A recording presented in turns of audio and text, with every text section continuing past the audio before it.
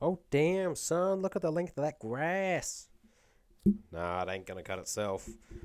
Anyway, that mower there, I picked up that for free. And I thought, yeah, that sounds pretty good. The only thing is, it doesn't work. Well, what happens is, when you pull the cable, there's no tension, it doesn't turn the motor over. I thought, well, for free, it can't really matter so much to have a crack and see if I can fix it. Now, the top was actually pop riveted on. I don't know if that's from factory or whatever, but anyway, it's a 5mm drill bit, and they're out and away. And this is the pull string thing. As you can see, I get to use my new sockets on that, which we'll talk about at the end of this video. But, so that little contraption there, that white piece is supposed to flick out with inertia when you pull the string. It does that when it's in there.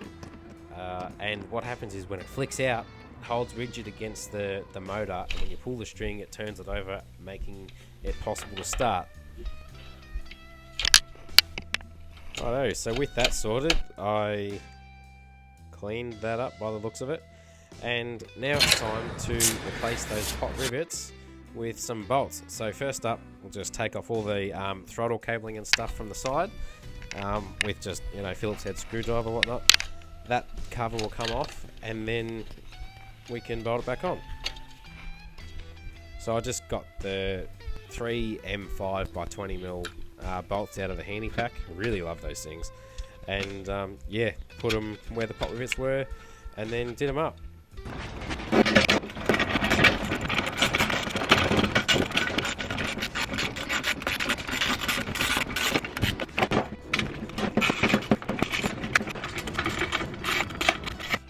So after all that screwing and ratcheting, it was time for the Victa VTech to get a bit of a birthday with a wire brush. Anyway, so we put that cover back on, and I checked the filter wasn't totally munged up with crap, and then the next part was to see if the fix had actually done anything, which by that I mean I just pulled the string and made sure the motor actually turned, which it did.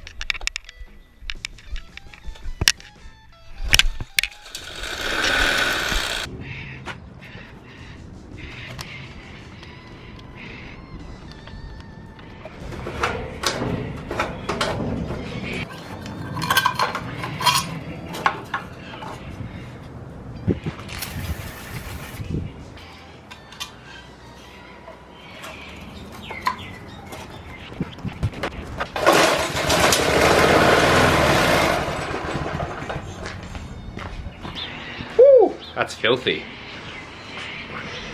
Let's put some fuel in it.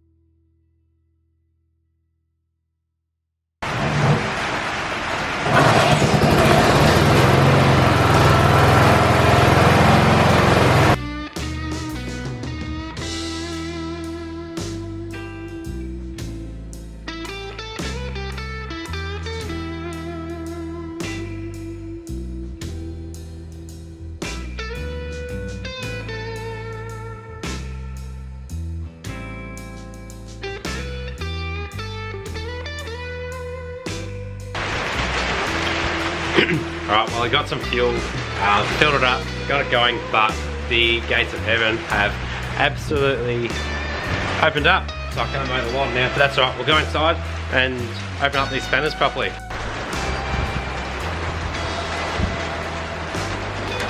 Up there, come inside, it's raining outside. I got a new socket set this week. I normally run the 10 tools half-inch set. I think it's like a 48 piece or something like that. I've had it since 2011. Heaps of shit's gone missing, so I've treated myself to the new HRD Industries one. Oops, it's a blue plastic molded case. Kind of like the, you know, fish hook file thing. Yeah, it's like the cheaper version of that, but everything's kind of similar. I really wanted the barcode one a few years ago when my mate had one, and I've just finally decided, oh fuck it, I'll get this one.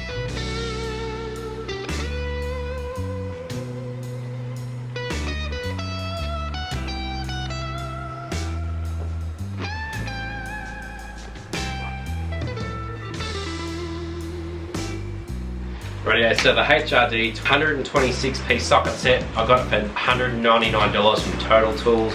I'm not sure if that's discounted, that's with the trade card thing, but it does come with a free 10-piece screwdriver set.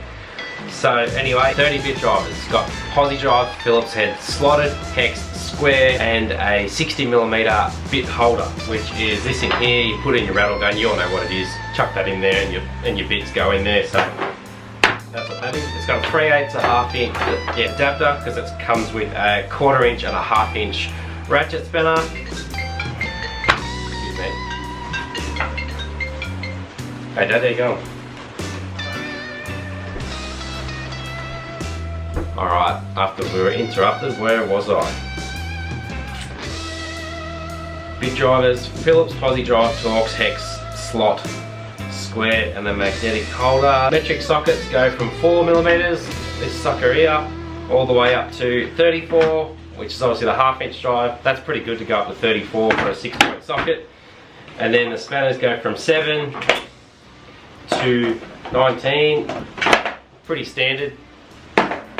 Tumbled finish.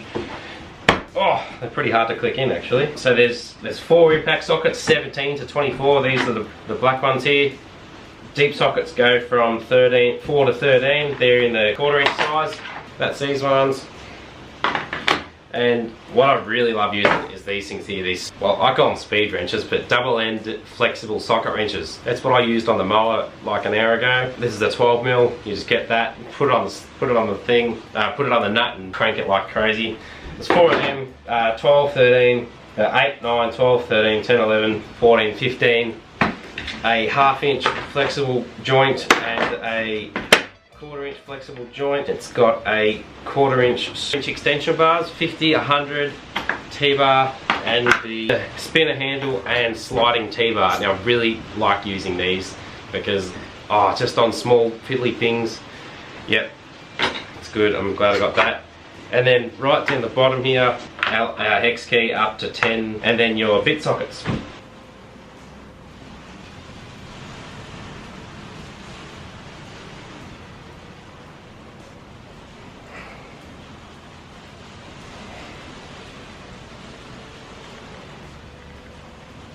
But anyway, I think that's a pretty good price for what you get, and it all seems to be pretty good. The only things I wouldn't use is these 1.5 to 2.5 Allen keys. They always go missing straight away.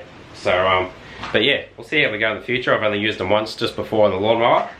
And yeah, also when I was out, I got a sick new light. I'll show you. So yeah, clearly I went to Total Tools and had a little bit of a field day. So what's happened is I've just moved house and the carport garage doesn't have lights. It's got skylights, but skylights are no good when the sun goes down. So I got this Detroit tripod light, 3000 lumens, plug into AC power or internal battery. I was going to get the Milwaukee tripod light for $350 because Milwaukee's, but couldn't warrant the cash. So I spent $130 on this light and $80 on the stand, and the stand can be expanded to have 2 lights on it. 3000 lumens, can charge from a USB port, 3 light modes from 10%, 50%, 100%. 10% lasts 10 hours, 50 lasts 5, and I think 100% lasts 1 hour. But it is bright as so let's have a look here. The button's on the back, and you just I'm good. I'm good. That's pretty bright. Can you see my skeleton? Yeah, so that's the massive LED thing, and that's it when it's on. So you can't quite see into space with it, but you can get pretty close. The stand's pretty sturdy. You got adjustment of the height and all that, but it just feels real sturdy. I was going to make one, but there's no point.